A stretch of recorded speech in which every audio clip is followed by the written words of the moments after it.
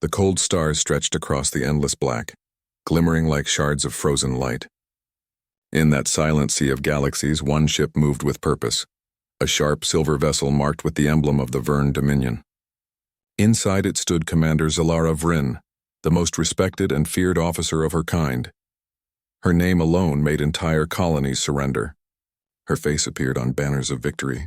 She was known as the warrior who feared nothing. Fear in the Verne Dominion was considered weakness. Their society believed only logic and power built greatness. Emotions were to be controlled, buried, and forgotten, and no one embodied that belief better than Commander Zalara. But even warriors built from stone eventually meet something that cracks them. The Dominion fleet had been exploring a cluster of dead systems, scanning for old war relics and lost technologies. Zalara's ship, the Saravane, led the patrol. "Commander," said her second officer, a young Verne named Relka, "we've detected a derelict vessel near the edge of the Crass Nebula. No Dominion markings. It's old, very old." Zalara turned from the viewing port. "Send details to my display." A hologram shimmered before her, an ancient ship design, rough and primitive with signs of severe damage. No power signatures, no communication signals. Relka hesitated before speaking again. "Its design matches nothing in the Dominion archive, but some of the symbols on the hull, they match records from the old Earth era." Zalara frowned. "Earth?" The name felt strange on her tongue, like a word from a forgotten myth. Humans. The Dominion had erased them from history centuries ago. Every record spoke of their weakness, their fragile bodies, their short lives. They were gone, extinct, destroyed when they resisted Dominion rule. Yet here, drifting through the dark, was a ship bearing their mark. "Prepare a boarding team," Zalara ordered. Her officers exchanged uncertain looks. The Crass Nebula was dangerous, a place where magnetic storms and old battle wreckage made travel deadly. But no one argued with their commander. Within the hour, a small team of armored soldiers and Zalara herself approached the derelict craft. As they docked, the sound of the airlock hissed through the silence. Inside, the air was cold and still. Dust floated like mist, illuminated by the team's helmet lights. The corridors were narrow and metallic, marked with strange writing. English letters, though Zalara didn't recognize them. "It's human," she said quietly. "Older than any design I've seen. The deeper they went, the stranger the readings became.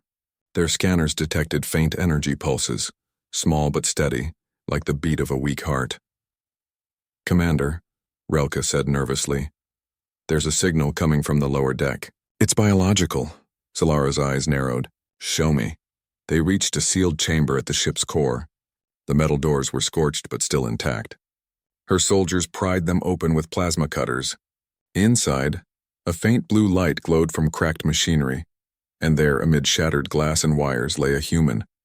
He was motionless, his face pale but calm, covered in frost as if he had been sleeping for centuries. A faded uniform clung to his body, its patch still readable, Elias Cross. For a long moment, no one spoke. The silence was heavy, broken only by the soft hum of failing machines. Relka whispered, Is that really a human?" "They were supposed to be extinct." Zalara stepped closer. Despite her logical mind, she felt something unusual, an emotion she couldn't define. It wasn't fear, not yet, but it was something close. "Scan him," she ordered. The readings shocked everyone. The human was alive. His heartbeat faint but steady, preserved in some kind of cryostasis. "Commander," Relka said quietly, "if we take him aboard, it could violate Dominion protocols. Humans are classified as extinct biothreats. Command would want him destroyed." Zalara stared at the human's face. There was no sign of weakness there. Even in sleep, his features looked calm and strong, as if he had seen 1,000 battles and refused to yield. "Bring him aboard," she said at last. "We'll decide later." Back on the Saravane, the human was placed in the medical bay. Dominion doctors ran endless tests, amazed by his condition. His body was stronger than expected. His cells resisted decay. His mind, when scanned, showed strange neural activity unlike any Dominion species. Zalara watched through the glass wall, arms folded. "What are you, human?" she murmured. Her thoughts were interrupted when the ship's communication officer approached. "Commander, Central Command requests a full report. They demand confirmation that the life form is non-functional." "Should I?" "No," Zalara said sharply. Tell them we found nothing alive. That the ship was empty. The officer hesitated. Commander, that's a direct order, she interrupted. Do it. That night, as the ship drifted through the nebula's edge, Zalara couldn't rest. She returned to the medical bay alone. The human lay still inside a containment field, his breathing shallow but steady. She approached the glass and looked down at him. There was something strange about his presence. Even asleep, he seemed giant. Most species feared the Dominion. They bowed, obeyed, or hid. But this one, this human, looked like he never would. Zalara had faced monsters, pirates, and machine armies. She had stood in the path of destruction and felt nothing. Yet as she stared at the human, she felt something stir deep within her chest. A feeling she had never allowed herself to feel. Not fear of danger, but fear of the unknown. Hours later, alarms rang through the ship. Commander, the human, he's waking up. Zalara ran to the chamber. The medical lights flickered wildly as power surged. The containment field failed for a moment, and the human's eyes opened. They were not weak or confused, they were sharp, focused, and full of awareness. Zalara froze as he sat up slowly, his movements stiff but deliberate. His gaze met hers through the glass. For a long moment, neither spoke. Then his lips moved, his voice hoarse but steady. Where am I? Zalara felt her throat tighten. It was the first time she had ever heard a human voice, real and alive. You are aboard a Dominion vessel, she replied carefully. You were found drifting near the Crass Nebula. The human looked around slowly, then back at her. Dominion, he repeated. So they're still here. Something in his tone made Zalara's chest tighten again. It wasn't fear, it was something heavier. Who are you? She asked. The human gave a faint smile, though his eyes carried a weight far older than his face. Elias Cross, he said, captain of the Earth Defense Fleet. Or what's left of it? Zalara frowned. That's impossible. Earth was destroyed centuries ago. Destroyed, Elias said softly, but not forgotten. Silence filled the room again. Zalara's soldiers watched from behind, whispering among themselves. Relka spoke quietly. Commander, what do we do with him? Zalara didn't answer immediately. Her gaze remained locked with Elias's. There was something unshakable in his expression, something her people had long lost. Finally, she said, Put him under watch. No harm is to come to him. Her officers looked surprised but obeyed. As she turned to leave, Elias's voice stopped her. Commander, he said, his tone calm, why did you save me? She paused at the doorway, her eyes shadowed by the dim blue light. I don't know, she admitted. Maybe because I wanted to see what fear really looks like. Elias gave a faint, tired smile. Then you might someday, he said quietly. But not from me. As the doors closed behind her, Zalara felt something she couldn't name. The great Commander Vryn, who had never feared anything, was now haunted by the presence of one lone human. And deep inside, she knew. Her life, her beliefs, and the future of the Dominion were about to change forever. For the first time in her life, she wasn't sure what she would face next. The next morning aboard the Saravane began like any other. The ship glided through the cold void, its silver hull reflecting the soft glow of nearby stars. But inside, the atmosphere had changed. Everyone knew there was a human on board, alive, awake, and watching. Commander Zalara Vryn had faced countless enemies, but none made her ship this uneasy. Whispers spread through the corridors. The soldiers avoided the medical bay, and even the officers lowered their voices when speaking about the human. But Zalara wasn't afraid. Not yet. She was curious. She walked through the ship's silent hallways, her boots echoing against the floor. The Dominion fleet valued discipline, and her presence alone commanded silence. Yet, as she reached the observation deck where Elias Cross was held, she couldn't shake a strange heaviness inside her chest. He was sitting upright now, dressed in simple medical fabric. His eyes followed the stars through the transparent wall, calm and unreadable. 2 guards stood nearby, weapons ready, though he didn't seem to care. When Zalara entered, he turned his head slightly. You again, he said quietly. I am Commander Zalara Vryn of the Vern Dominion, she replied. You are aboard my ship. You will answer my questions. Elias gave a small nod, neither afraid nor angry. Ask. Zalara studied him before speaking. How long were you in cryosleep? Your ship's systems are over 500 cycles old. I don't know, Elias said. We were fleeing when the stasis pods failed. I remember a bright flash, then darkness. Next thing I know, you were standing there. Fleeing? He gave a tired smile. From extinction, I suppose. Zalara tilted her head. The Dominion archives record that humanity was erased during the Purge Wars. Your kind resisted and fell. None survived. Archives can lie, Elias replied calmly. Especially when written by victors. For a moment, Zalara didn't respond. No one spoke to her that way, not even other commanders. Yet Elias's tone wasn't hostile. It was honest, almost peaceful, and that unsettled her more than any threat could have. Do you know what happened to Earth? She asked finally. Elias's gaze drifted toward the stars again. We lost it, he said softly. But losing home doesn't mean losing hope. That's the thing about humans, Commander. We always find a way to keep going. Zalara frowned. You speak as if your kind could still exist. Maybe we do, he said. Somewhere out there. Her logical mind told her he was delusional. Yet deep inside she felt something else. An echo of belief. Why did you fight the Dominion? She asked. Elias turned back toward her. His expression didn't change, but his eyes seemed to burn brighter. Because they told us to kneel, he said. And we don't kneel for fear. The words hit her harder than she expected. Her entire life had been built on that very foundation. Obedience through fear. The Dominion taught that fear kept order, that fear made one strong. But here was a fragile human who spoke of standing tall without fear. It didn't make sense, yet it felt true. Later that day, Zalara met her second officer, Relka, in the command chamber. Commander, Relka said uneasily. Central Command has repeated their request. They want full data on the human, and they are demanding confirmation that he has been terminated. Zalara's expression remained calm, but her voice turned cold. We will send our report when I decide. Forgive me, Commander, Relka said carefully, but keeping a living human could be seen as treason.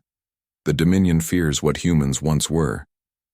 That's precisely why I want to learn, Zalara replied. Why does a species declared weak still frighten our leaders after centuries? What truth are they hiding? Relka hesitated. You've changed since we found him. Zalara looked out at the swirling nebula through the viewing glass. Perhaps I've started thinking. Hours passed. The human remained calm, never resisting, never showing panic. When soldiers brought him food, he thanked them softly, a strange gesture no one expected. At one point, a technician dropped a tray in front of him, startled by his sudden movement. Elias simply smiled and helped pick it up. The technician ran away in confusion, whispering, "He helped me." No prisoner had ever done that before.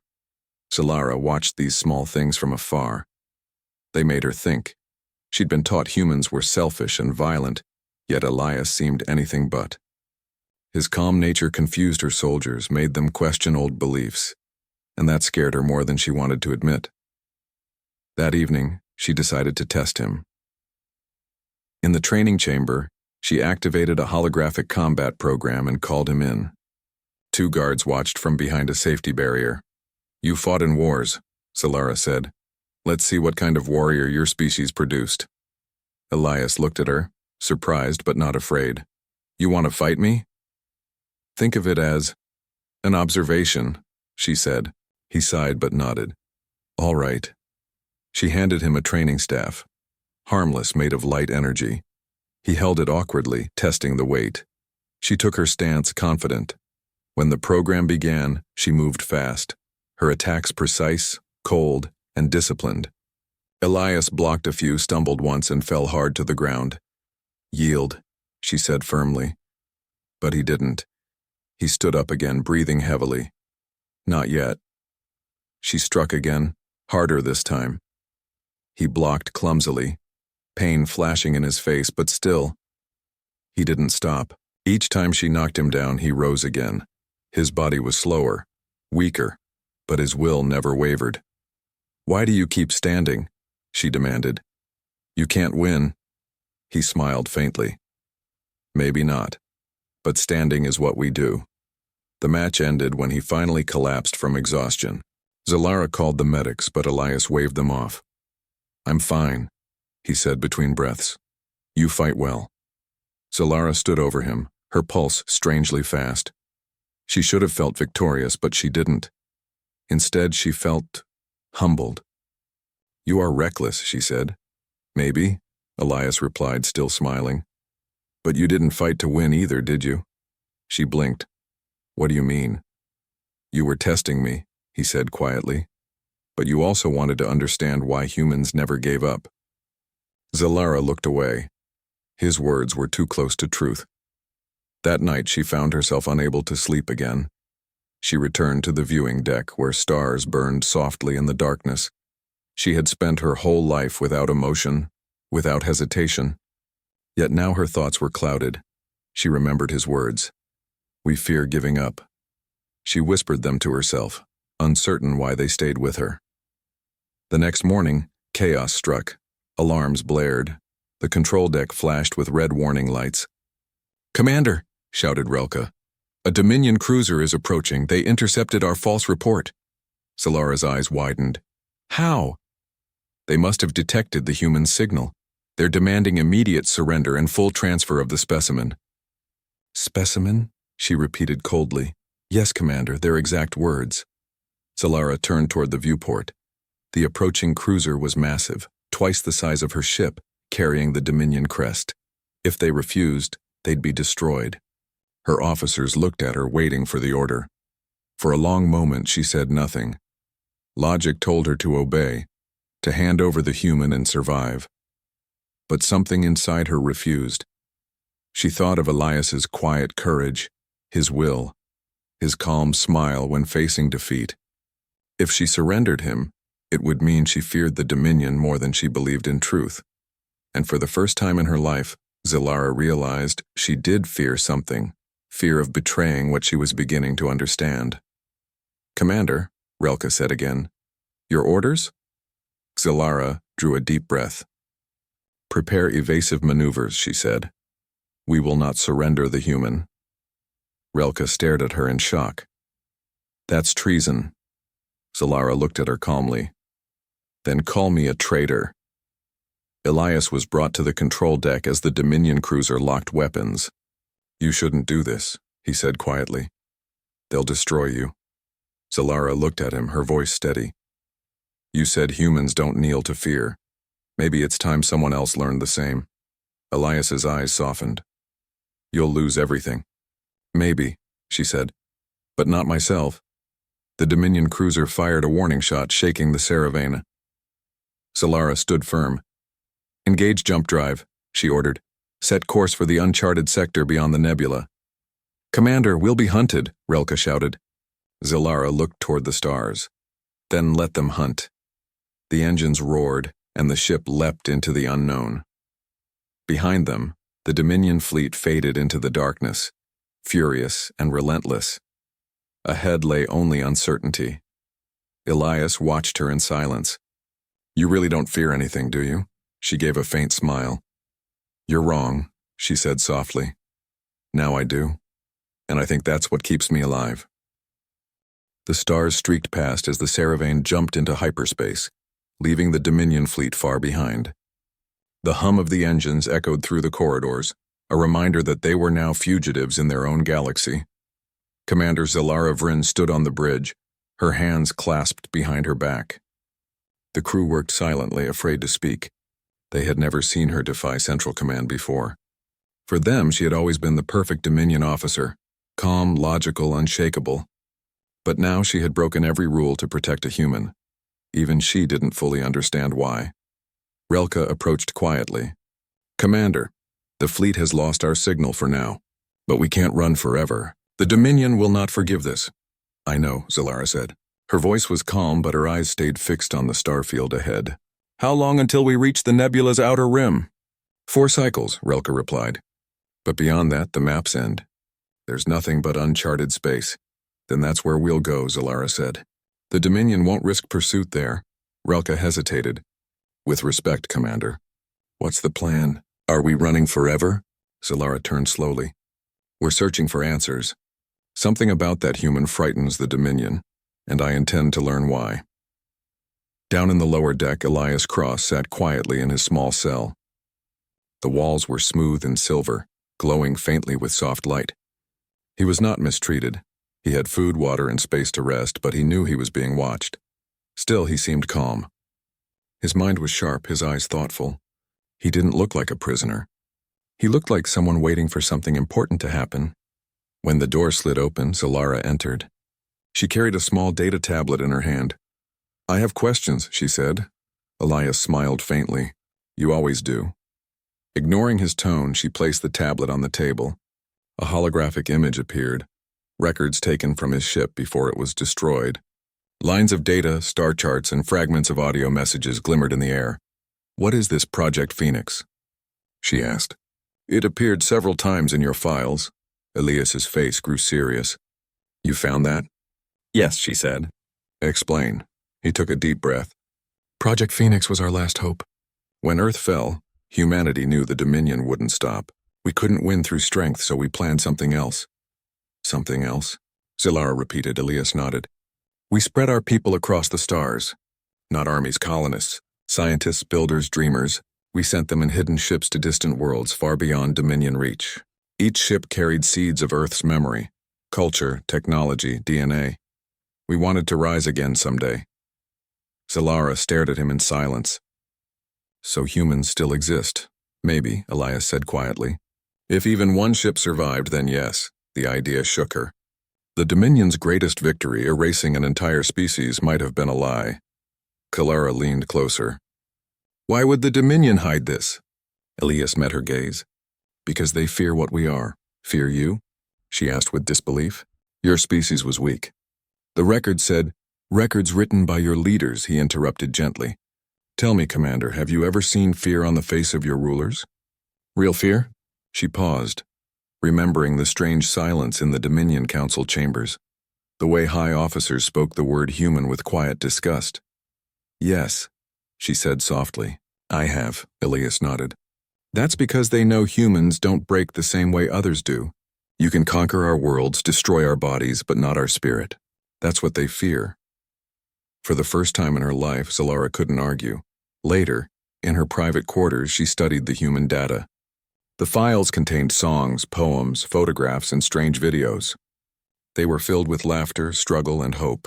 It fascinated her. Humans created beauty even in despair. Her people built machines and warships, but humans built dreams. As she listened to a recording of an old Earth melody, a soft piano tune, something stirred inside her. It was gentle, but it made her chest feel heavy, almost painful.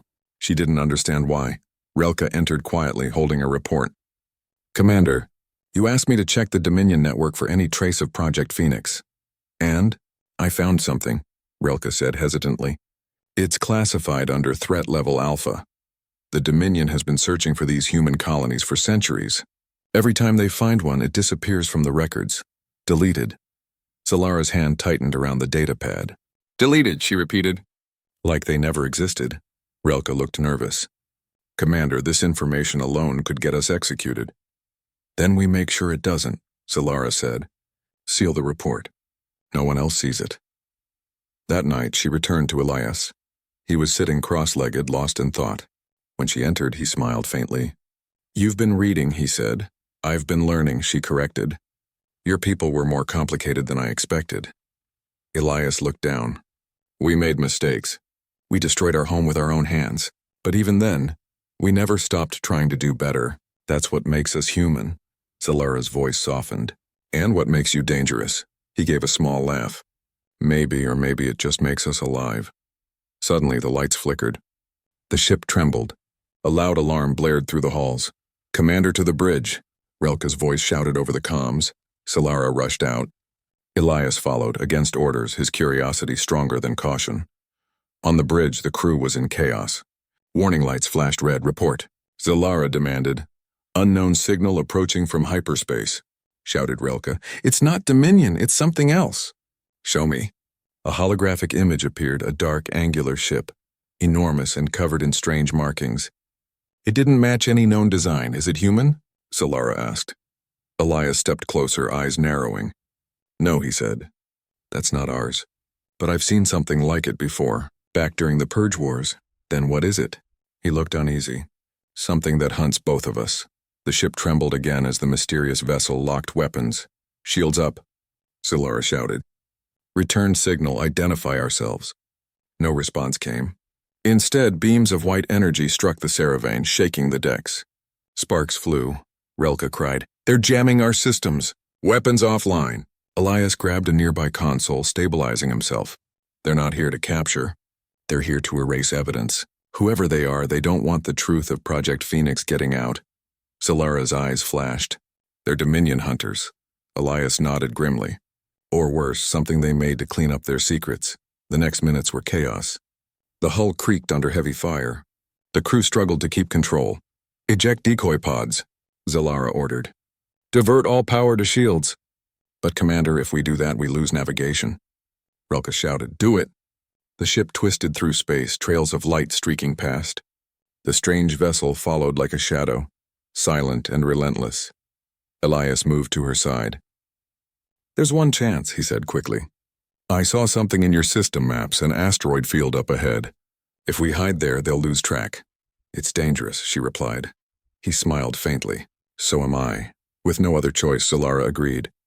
The ship dove toward the asteroid field, weaving between massive rocks that glowed with blue plasma veins. The enemy's energy beams missed narrowly, hitting floating debris instead. After several tense minutes, the attack stopped. Silence. Did we lose them? Relka whispered. Elias exhaled slowly. For now, Solara nodded. Good, begin repairs. The crew cheered softly, but Zolara's mind wasn't at ease. Someone had sent that ship, someone who didn't want them to find the truth. And that meant the truth was far more dangerous than she had imagined. Later, as the ship floated quietly in the shadows of the asteroids, Solara and Elias stood alone on the observation deck. You saved my crew, she said quietly. He smiled. You saved me first. Fair trade. She looked at him thoughtfully. You said humans fear giving up. Tell me, what do you want now, Elias Cross? Why keep fighting when your world is gone? He looked out at the stars, his voice calm. Because as long as one of us breathes, the story isn't over. Solara said nothing. His words sank deep into her. For the first time, she realized how empty her victories had been. Conquering worlds meant nothing compared to surviving without surrender. She turned away, her voice quiet. Maybe the Dominion should have feared you after all. Elias smiled softly. Maybe they still do. That night, as the ship drifted among silent asteroids, Solara stood alone by the window. The stars shimmered faintly, distant and timeless. The fearless commander who had once mocked human weakness now found herself drawn to their strength. The kind that came not from weapons, but from the heart. And though she didn't admit it out loud, she knew one thing with certainty. She was no longer the same person who had boarded that broken human ship. Something inside her had begun to change, something she couldn't stop. The silence of the old moonbase wrapped around Solara and Elias like a shroud. Dust floated in the dim light of the broken lamps. The walls were covered with marks, symbols of human language long forgotten by the rest of the galaxy. Machines hummed faintly, still alive after centuries of sleep. Elias walked slowly across the room, brushing his fingers over the dusty surface of a console. This used to be one of our research outposts, he said softly, before everything fell apart. Solara stood behind him, her silver armor reflecting the weak light. She had seen many ruins, conquered countless worlds, but this place felt different. It was not a ruin of defeat. It was a memory of hope. What were they working on? She asked. Elias smiled faintly. Survival. We were trying to find a way to stay alive when every empire wanted us gone. His words echoed in the hollow chamber. Solara had heard stories about human stubbornness, but she had never imagined it could feel so powerful. Even when the galaxy turned against them, humans had not stopped fighting. For the next few days, they repaired the systems. Solara used her ship's energy cells to power the base's generators. The lights flickered back to life one by one, and the screens glowed with ancient data. Elias showed her how to read the symbols. This is your word for fear, right? She asked, pointing at one screen. Yes, he replied. It means something that stops you from moving forward. But fear can also protect you. It reminds you what's worth fighting for. Solara looked at him thoughtfully. My people never believed in fear. We were taught that only victory matters. Elias chuckled. Maybe that's why they lost something important. While Elias worked on decoding files, Solara explored deeper parts of the base. She found empty barracks, small sleeping pods, and personal items left behind. Books, photos, and small toys. One photograph caught her attention. It showed a group of humans smiling, their arms around each other with Earth's blue oceans behind them. Solara touched the image gently. She didn't understand how creatures so fragile could hold such strength in their hearts. She felt something stir inside her, a strange ache she couldn't explain. When she returned to the main chamber, Elias was staring at the screen with a serious expression. I found something, he said. What is it? It's a message. From one of our last commanders before Earth fell. He says there were other colonies hidden far from the Dominion's reach. If they're still alive, they might be humanity's last hope. Solara's eyes widened. So humans are not extinct? Not yet, Elias replied quietly. But before they could speak further, an alarm blared through the base. The scanners lit up. Dominion warships were entering orbit. Solara's face hardened. They found us. Within minutes, the old moon base shook with the thunder of orbital bombardment. Dust fell from the ceiling. Solara and Elias ran through the corridors, heading for the defense control room. How did they find us? Elias shouted over the noise. My old mentor must have tracked my ship, Solara replied. He never trusted me after I let you live. Elias glanced at her. We can't fight a whole fleet. Solara's eyes burned with determination. We won't run either. Together, they activated the base's defense grid. Old turrets rose from the ground, firing bursts of plasma at the descending Dominion ships. The air outside glowed with streaks of light as explosions ripped through the sky, but the Dominion's power was overwhelming. Their flagship landed nearby, shaking the ground. A familiar voice echoed through the comms, cold and commanding. Commander Solara Vryn, said General Corrin, her mentor. You have betrayed your people. Surrender now, and your death will be swift. Solara's jaw tightened. I am not your weapon anymore, Corrin. Then you are nothing. The communication ended. Elias gripped his rifle and looked at her. They'll be here any minute, Solara nodded. Then we make them remember why humans should never be underestimated. The doors burst open. Dominion soldiers stormed in, their black armor shining in the firelight. Solara and Elias fought side by side, one alien, one human, moving as if they shared a single heartbeat. Solara's plasma blades glowed as she struck down her enemies with precision. Elias covered her back, firing steady bursts, never missing. His movements were slower than hers, but his courage never faltered. They fought through wave after wave until smoke filled the room. When the last soldier fell, Solara turned to Elias. His face was covered in dust, his armor scorched, but he was smiling. Still think humans are weak? He asked. She shook her head. No, I think humans are unstoppable. Before they could rest, a loud crash shook the base. General Corrin entered through the wrecked door, his armor glowing red with Dominion energy. He was larger than Solara, stronger and filled with fury. Solara, he growled, you let this creature twist your mind. He showed me the truth, she replied. You taught me fear was weakness, but it's what makes us alive. Corrin raised his weapon. Then die with your fear. He charged forward. The clash between them shook the entire chamber. Sparks flew as blades met. Solara fought fiercely, but Corrin's strength was overwhelming. He struck her down, sending her crashing into a console. Elias rushed forward, firing at Corrin, but the shots barely dented the general's armor. Corrin turned and swung at him, knocking the rifle away. Elias stood his ground, even as Corrin aimed his blade at his chest. Run, Solara shouted, but Elias didn't move. He stared at Corrin with defiance. You'll never kill what we are, he said. With his last bit of strength, Elias grabbed a damaged power cell from the floor and smashed it against Corrin's armor. A blinding flash filled the room. The explosion sent both of them flying. When the light faded, Corrin's armor was shattered and Elias lay motionless on the floor. Solara crawled toward him, her heart pounding. Elias, she whispered. He opened his eyes weakly and smiled. You're safe, he said softly. That's what matters. Tears filled her eyes, something her species had never done. You foolish human. You should have escaped. He shook his head faintly. No fear made me stay. I was afraid you'd be alone. His words cut through her heart like a blade. She held his hand as his breathing slowed. Around them, the base trembled, flames rising. Elias whispered one last time, "Don't fear what's coming." Fear never saved anyone, hope did. Then he went still.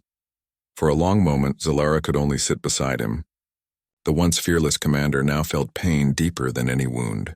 But within that pain was also something else, a spark. She stood slowly, lifting Elias's fallen weapon. Around her, the surviving Dominion soldiers began retreating, realizing their leader was dead. But Zalara was no longer their enemy. She was something far greater. She raised her voice, echoing through the burning corridors. "The Dominion has lied to us all. Fear is not weakness. It is the reason we fight, to protect what we love." Her words spread across the communication channels. Across distant ships, Dominion soldiers hesitated, hearing her voice. Some dropped their weapons. Some began to question everything they had believed. The rebellion had begun. Zalara looked down one last time at Elias's body. She whispered, "You taught me what it means to be alive." And with that, she walked into the fire, carrying his weapon and his legacy into the stars. The fire from the moon base still burned when Zalara rose into the sky. Her ship, half damaged, half reborn, carried her through the smoke and silence of battle. Behind her, the Dominion fleet retreated into the darkness. The mighty empire that had ruled the stars for centuries had begun to crumble, and it started because of one human and one choice. Zalara sat alone in the command seat. The stars outside looked endless and cold. Elias's weapon rested beside her. The handle was worn smooth by his hand, a small piece of him that still remained. She could almost hear his voice echoing in her mind. "Don't fear what's coming." Fear never saved anyone. Hope did. For the first time in her life, those words didn't confuse her. She finally understood. Fear wasn't an enemy. It was a reminder of what mattered. Across the galaxy, the story spread like wildfire. Soldiers whispered of a Vern commander who had turned against her own empire. Some called her a traitor. Others called her a hero. And when they heard that she had fought beside a human, the last of his kind, something began to stir in hearts long hardened by the Dominion's rule. On distant planets, miners refused to work for their masters. Colonists tore down the Dominion banners. Entire fleets deserted their posts. The galaxy was changing, one small act of courage at a time. But Zalara knew the fight wasn't over. The Dominion was wounded, not dead. The High Council would send new leaders, new armies, and they would crush the rebellion unless someone united the scattered forces before it was too late. She looked out at the stars and whispered, "For him, for humanity, I will finish what we started." Weeks passed as Zalara traveled from system to system, gathering those who had lost hope. She spoke to warriors, traders, and refugees. Her words were simple, but her conviction made them powerful. At first, few believed her. The idea of a former Dominion commander leading rebels seemed impossible. But when they looked into her eyes, they saw something different.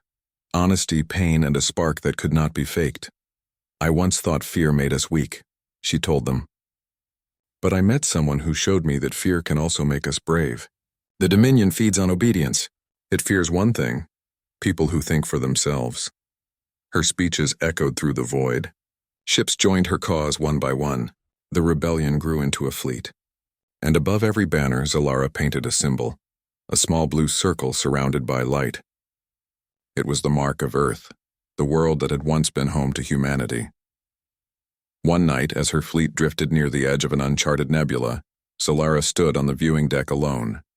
The stars shimmered like tiny fires. She remembered Elias's smile, his stubborn courage, and his final sacrifice. A quiet voice interrupted her thoughts.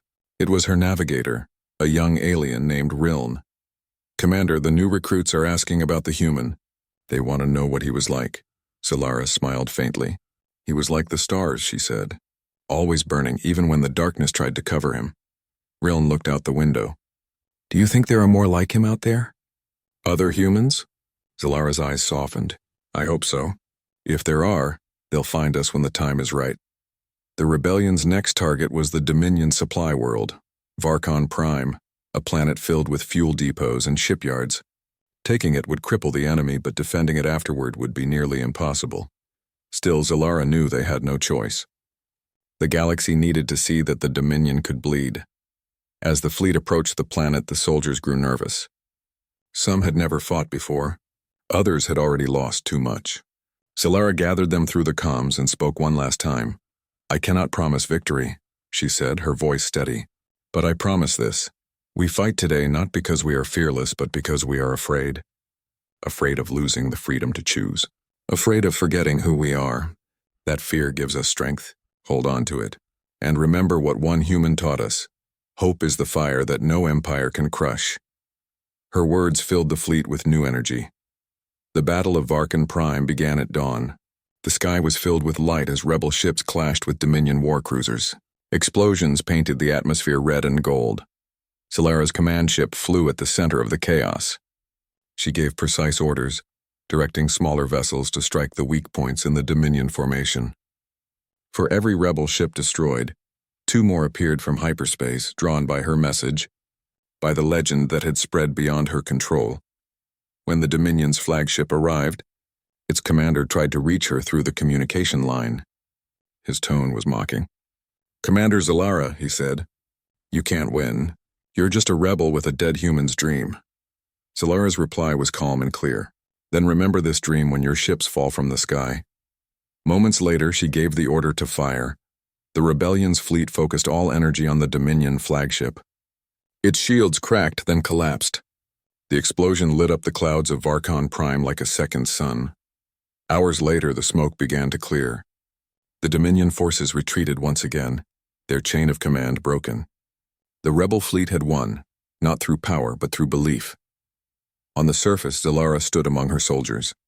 They were exhausted but alive. The ruins of the enemy base smoldered behind them. Riln approached her, holding a small data core. "Commander, we found this in the enemy archives. It's about Project Phoenix, the human program." Solara took the device and activated it. A holographic message flickered to life. A human scientist appeared, her voice soft but determined. "If you are hearing this," she said, "then humanity has not been forgotten. We scattered across the stars, hidden among worlds unknown. We left behind more than ruins, we left a promise. One day our light will rise again." The image faded. For a long moment, Solara stood in silence. Then she smiled, a real quiet smile filled with hope. "He was right," she whispered. "They're still out there." Months passed. The rebellion became the Alliance of Free Worlds, a new hope for the galaxy. Many species joined together, guided by Solara's leadership and Elias's story. In time, songs were written about them. Children on distant worlds played games pretending to be the fearless commander and the human who changed her life. Their story became a legend, the warrior who feared nothing and the human who taught her to feel. But Solara never called herself a hero. Every decision, every victory reminded her of Elias's sacrifice. She built a small memorial on a quiet planet, a place of peace surrounded by green fields and gentle wind. At its center stood a stone carved with human words. Few in the galaxy could read them, but she had learned their meaning. He crossed her path and changed her destiny. Each year she visited the memorial, placing a piece of star metal beside it, a symbol of the worlds they had freed. And every time she stood there, she felt that same spark burning inside her. One evening, as she looked up at the stars, her ship's sensors picked up a faint signal. It was old, weak, and carried a familiar human code. Her heart raced. Could it be another survivor? "Lock onto the signal," she ordered. The computer confirmed. "Signal origin, outer rim sector. Coordinates unknown. Signal repeating message, we are alive." Solara's eyes widened. For a moment she couldn't speak. Then she smiled, a tear shining in her eye. She whispered softly, "You were right, Elias." The fire never died. The engines roared to life. Her fleet followed her into the stars once more. Not for conquest, not for revenge, but for the promise of finding the lost children of Earth. And as her ship disappeared into the endless horizon, the galaxy whispered the legend that would live for generations. She feared nothing until one human crossed her path. And from that meeting, the stars themselves learned how to hope.